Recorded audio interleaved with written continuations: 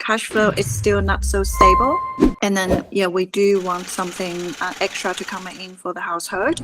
As soon as I got my first property, then I kind of feel like doors are open now. Like we are looking at multiple properties, and then that kind of gives me the confidence to, do what I'm doing now.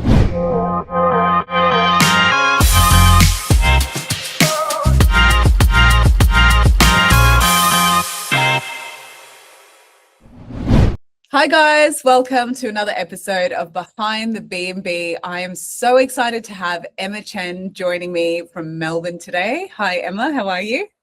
Hi Steffi, I'm good, thank you. Thanks for having me. Very excited. Yeah. You're so welcome. I'm just so thankful that you've been able to take the time and jump on with me today and be able to share your story. And I know it's going to be so inspirational to people who watch this. So I'm going to hand it over to you and you can tell us about who you are, what you do, and take it away. Sure, no problem. I actually took maybe 2 to 3 years off after having baby, but on the side I'm doing a buyer's agent, so that's kind of my full-time job as a freelancer. But then because the cash flow is still not so stable, and then, we do want something extra to come in for the household. And then I saw Jim's Instagram, I think either Instagram or Facebook. And I was like, why don't I do it? And so I joined the program probably around last year, end of July. And then, starting to learn all the modules and learning from everyone else in the community as well. Yeah, that's how I started. Yeah. So you're a buyer's agent at the moment, and that looks like it's not. Is it full time for you? Would you say? I mean, it's really your business at the end of the day, isn't it? And how you're running it. Yeah, it's my business. So sometimes if it's too, because we have. After I joined in July, I got so busy like with customers. So I probably served like 4 to 5 customers in 1 or 2 months. So which is very busy. Yeah. And then, so I didn't really put a lot of time into the B&B thing. And after September, then it's starting to slow down the other business, and then I just went all my way into this business. Yeah. So you're able to service your clients, take care of them, and then you had a little period where you could actually zone in on the course and be part of the community. And so what was that like for you when you first joined the community, and when you started doing the course? Like, how insightful was that? How helpful was that for you? It's a lot of information, especially for the deal analysis, because we want to make sure that each property we take on is actually gonna make sense. Otherwise, to be honest, a lot of people think, oh my god, you're doing so much, the setup, the furniture and everything. If the number doesn't stack up, then why bother doing it? So the information provided in the course was really, really helpful to help me, and calculate if each property is making sense before I jump in like blindly. Yeah. So there's a process that you were able to learn about, what the correct sort of order is when you first take on or decide to start this Airbnb business. That's correct. Yeah. Okay. So all right, let's talk about your properties. So you did say you found it quite challenging to get that first one. So do you want to share a little bit about that and how that looked for you? Yeah. So straight after September, and I came back. So I'd say maybe every 2 to 3 days, I'm browsing real estate and then calling agent, just ask them if their property or the landlord is open for us to do rent to rent. And I got lots of no's. And so the way I did previously was I would call them. If they say no, then I don't bother go to the inspection, because I did find it's really time consuming. But then I got inspired from one of the community members. She said regardless, she just go to the inspection. So that's what I kind of changed my approach as well. So I go inspection regardless. So by the end of the day, like I'd say it's a lumber scams as well. So you really need to build up that volume to eventually secure one. So Yeah. after September, I think I got my first one in late December. So it did took me, roughly 2 to 3 months, like Mhm. constantly calling agent and going to inspections. Mm. Do you Yeah. know, Yeah. can you remember how many calls you made or how many inspections you went along to, roughly? Calls probably over 50. Yeah. Inspections probably around the same. Yeah, I'd say.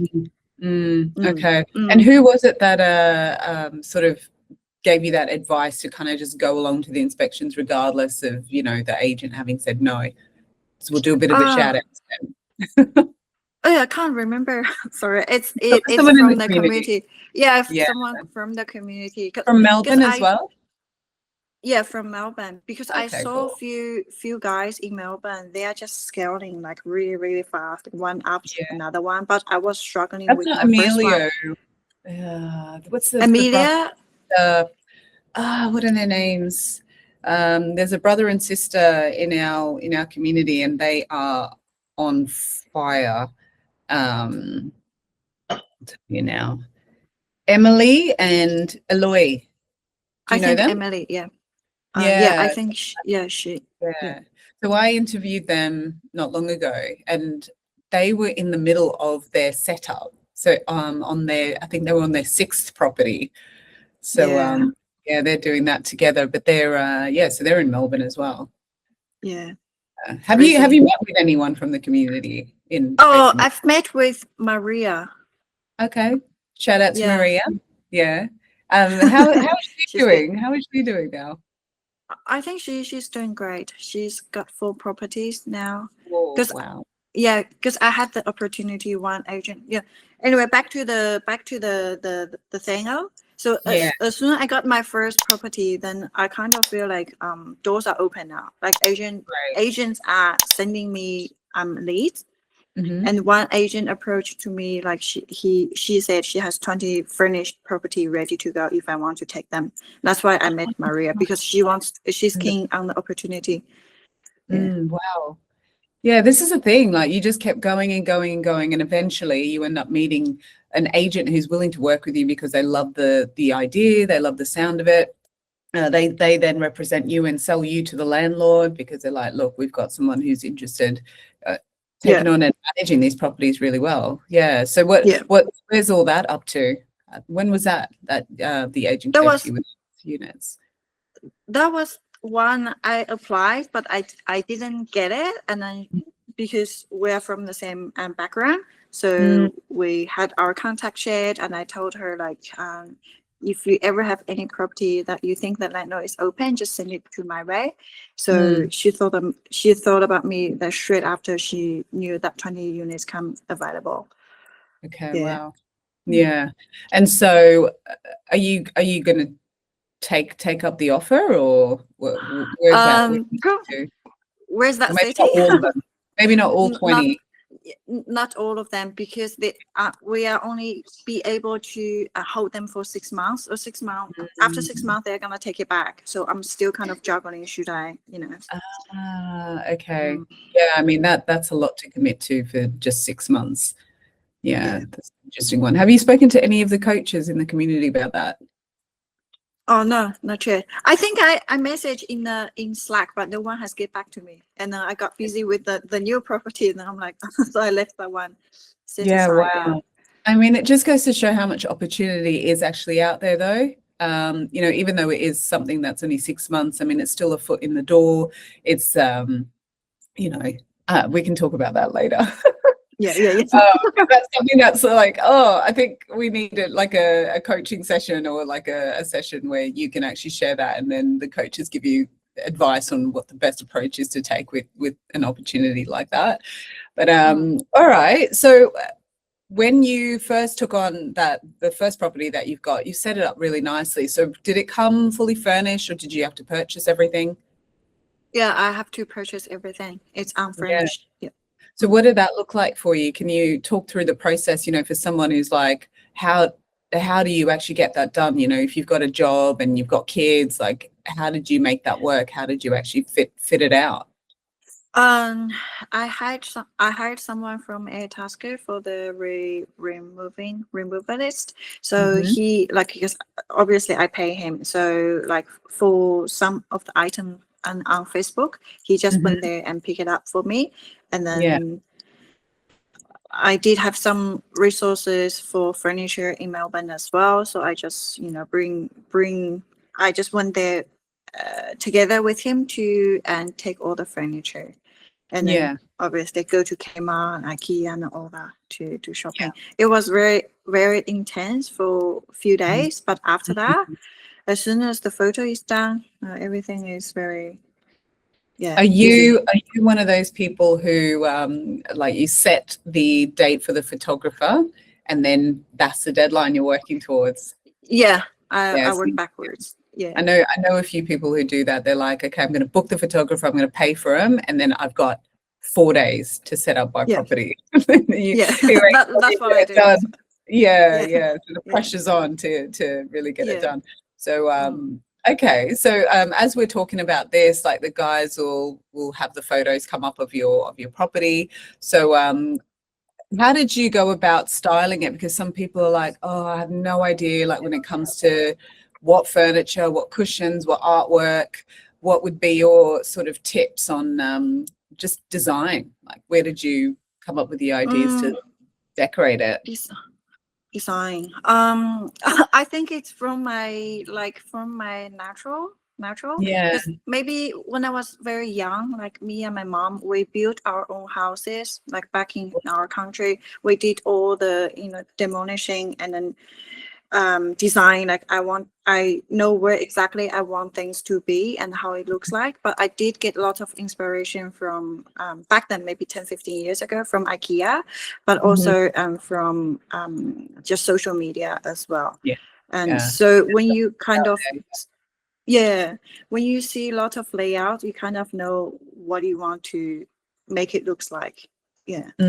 So just going by a Mm. picture and then trying to buy pretty much everything that you can see in that picture and match it up. No, not really like that. I think my like how I define like what kind of style to go with a property is I buy the couch first. So Mm, what couch I think it's gonna fit there, then I pair the rest to the couch. So mm. that's how I kind of style. Yeah. Okay. Yeah. So Yeah. looking at layout first, what's actually going to make sense in terms of the size of furniture, Yeah. and then from there. Yeah. I know Yeah. some Yeah. people use Pinterest, like Yeah. Canva, creating like a little bit of a mood board. Did you do any of that kind of thing? Like put a mood board together? Or you just, yep, got a picture, went to IKEA, threw everything in the trolley. You knew exactly Yeah. what you wanted and then checked out. Yeah. It's Yeah. already kind of in my brain. I'm like, oh, this is Yeah, I where the mean that couch is gonna helps. be. Yeah. Yeah. It's But the easier. I people who think aren't creative, I know that, yeah, they need a lot of help with this kind of thing. So oh yeah, I think it's always helpful to kind of throw a few tips out there for those guys.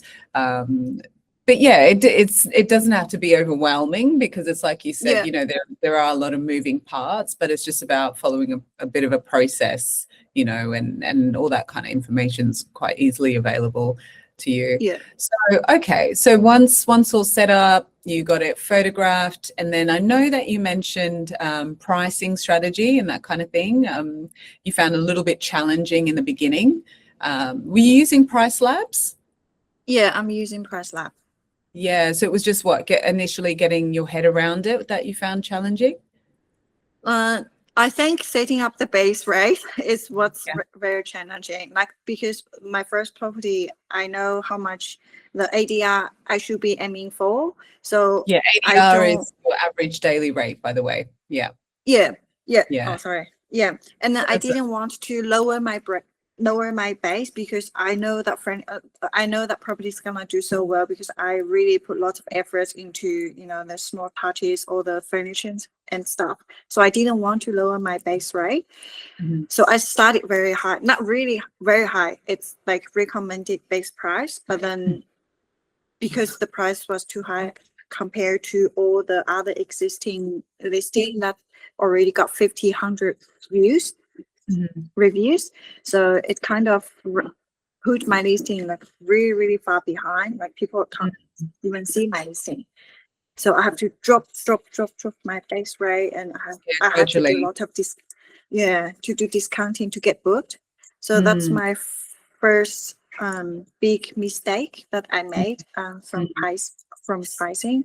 But by saying that, I still made some money from my first month there. Late December to January. Not ideal, but still pay the rent and get some good money coming in. Yeah, so you made enough. So did it get booked straight away, or it took a little while because you were talking about adjusting the pricing? Yeah, so when I first started, the base was too high. I didn't get any bookings, but then I dropped it to like maybe $30-40. Then the 20% discount booking came in straight after. Okay, that's great. Yeah, that's good. Yeah. So that's good. At least that's not bad, because some people they don't start making money till like a few months after it's been listed. So like if you can get it booked like the same week, or week after, like you just set it up, that's really good. And so how's it doing now? What's the occupancy like? Average? Average, like February was a bit slow in Melbourne, but I think I might still get like 70 to 80% occupancy, but the rate wasn't good. Yeah, so the not rate is not good. Rate. Yeah, not ideal rate. Yeah. So when it comes to that, what are you thinking of tweaking, or what advice are you getting from the coaches or the community? Any advice on how you can improve that? I think the biggest thing is my listing optimization, because my listing is not showing at the front page, so people can't see my listing. So that's why I have to keep doing promotion to boost it up to the front. People book, but as soon as I took this discounts off, then no booking again. So that's still something. Sorry, what did you say you switched off? How you can do super aggressive discount and super based on your occupancy. Yeah, on price lab. So that's what I have been doing. Okay. And then when you talk about listing optimization, for people who are like, what is that? Can you share a little bit about what listing optimization looks like practically? Yeah. So I think it can be it's the photo, the cover photo, all that kind of thing. Yeah. What else? Listing, it's a photo, the title, and your description, and whatever amenities in your building that you can possibly provide. So and also your reviews as well, like get as many reviews as possible. How many reviews are you up to now? I got 11 on the first one. That's pretty good. You've had that many guests come through already. I know, but then the rate isn't so great. I've seen people that has less review, but their rates are so high, and then they are booked out as well. So there is something not right with my listing. I was talking with Nikki and Beck. Yeah. They did give me some advice on my listing. They say your listing is definitely not right. Because photos looks amazing, reviews are great, everything. It seems like it should be sitting in the first few pages, but it's not. Is it just on Airbnb, or have you got on booking.com as well, or any other? Only Airbnb at the moment, but I have booked in with Guesty and Hostaway for the channel managing thing. So once I get that one set up, I will be looking at booking.com as well. Yeah, I think the channel manager is a big one as well, because then you can have your property advertised on more platforms, and then your channel manager, for those who have no idea what that is, it basically manages all your bookings from the different platforms, so that there's no crossover or that sort of thing. I remember when we first started, and it was like, wait, how does that work? Like, am I going to have to like block a date here and then Yeah. book. And then when I discovered we discovered the channel manager, it was like, oh, thank goodness. But there's quite a Yeah. few of them out there. So, and Guesty is one of the top ones. So it's good to hear that you're jumping on with them. And Host Away is did you say you're jumping on Host Away as well? Host Away. Yeah.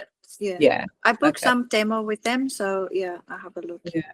Okay, that's going to be great for you. And this second property that you've done, that's also in Melbourne? Yeah, and it's very close to my first property. Okay, great. And so in terms Yeah. of the cleaning team, you've got all that set up. How's that going? Yeah. You've got I think I've got a good one now, I think. right. Yeah. Yeah. And okay, so are they on any kind of app, or is it just through WhatsApp communication between you and them at the moment? Yeah, just WhatsApp communication. Yeah, so you just inform them when the guests are checking out and they just go in and get the job done for you. Yeah, that's right. I did use Turno, like it's so much easier. Like I literally don't have to do anything. Payment is taking out from them, directly. But then I did find Turno, like the quality of the cleaner, it's a little bit hard to control. Yeah. Like you really have to be on it. Otherwise, they're just not cleaning to the standard that you need it to be at, which affects reviews. And, that's just not what you need right now, especially when you're first starting out. But I'm glad to hear that you found some good cleaners. It does take a little while to find those great people. Who actually want to work hard and get paid. It's like, I don't know why there aren't more people like that. It's like, do you want a job? They don't really care because they were so busy. Yeah. Oh, I guess that's what it is. Okay. Well, either way, I'm glad that you finally found someone, because it's just so stressful when it's not being done well. Yeah. And have you had any challenges with guests, like any challenging guests that have come through? Or has it been all good? Touch wood so far? It was really, really good. All my guests. Oh, I'd say maybe one guest, because they booked in for the New Year's Eve. There's always some in there. Okay. Yeah. What happened? Yeah.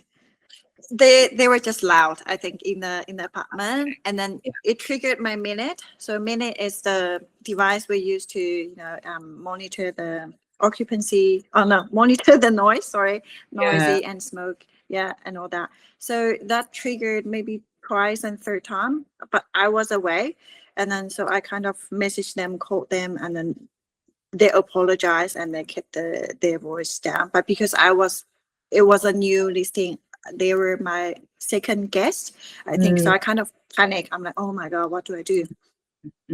Yeah, but then it was resolved quite smoothly then, at least. Yeah, it was resolved.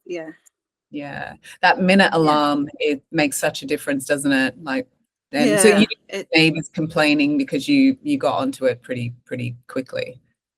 Yeah, no one complained, and they still left me a 5-star review. Oh, amazing! I was being so harsh. I'm like, oh, really? Yeah, I mean, you've got to be firm. You've got to be nice but firm. They have to know that you're serious, because it's your business at the end of the day, and you never want to upset the neighbors either, because then you don't want to make it really difficult for you to continue to run your business. So that's good. That's great. Oh, well, Emma, I think this has been a brilliant interview. I guess in closing, have you got any sort of wisdom or advice that you'd like to share to those who are watching, or maybe just getting started, they haven't got their first property yet, or people who are still on the fence and are not sure if this is for them? Like, what would you like to say to those guys? I'd say when I joined, I kind of I did the numbers, and then like say one property is around like 15 to 2,000 per profit per month, and then I kind of juggled, oh, is it actually worth doing it, like so much effort and all that. But then we kind of I want to kind of emphasize about the compounding effect. Like you don't just aiming for one, you're looking at multiple properties, and then that kind of gives me the confidence to, you know, do what I'm doing now. And also, oh God, I forgot. I love that you were talking about compounding though, because sometimes depending on what your goals are, like you know, financially, like you have to have a goal or a target that you want to reach, and Yeah, then you kind of work backwards from that. yeah, And then you realize one property isn't going to quite meet the goals that you're trying to achieve. So then you need to get X amount of properties to eh, be able to achieve that, right? yeah, that's right. Oh, and then another thing is, I was like, oh, if James and Steffi, they are doing it, like they are still building their portfolio, why can't I do it? I mean, it's not a, you know, it's not a mystery. Yeah. Yeah, exactly. And I saw all those people based in Melbourne, they are just getting another one. So that kind of really boosts my confidence as well. And that's, I guess that's the beauty of being a part of the community too, because you're with people who are on the same sort of journey, same path, like same mindset as well. Like people are, Yeah, you know, really motivated and driven to achieve this. And it's really encouraging. And I guess, yeah, it's great for the community. You inspire one another at the same time. So that's, yeah, it's really good. definitely. Yeah, it's very Yeah. good. Yeah, yeah. Well, thank you so much for jumping on with me today. I really Thank appreciate you. it. I know how busy you are, especially with the kids, and you're a buyer's agent. So yeah, it Thank you. can get a bit crazy. So thank you. Thank you, Steffi, for having me. It was a really nice chat. Really Yeah, nice chat. I Yeah, enjoyed it. I think it was brilliant. me So too. yeah. So to those watching, thank you so much for tuning in for another episode of Behind the B&B. Don't forget to like, subscribe, and share this episode with anyone you know who is interested in getting started in Airbnb. Thanks for watching.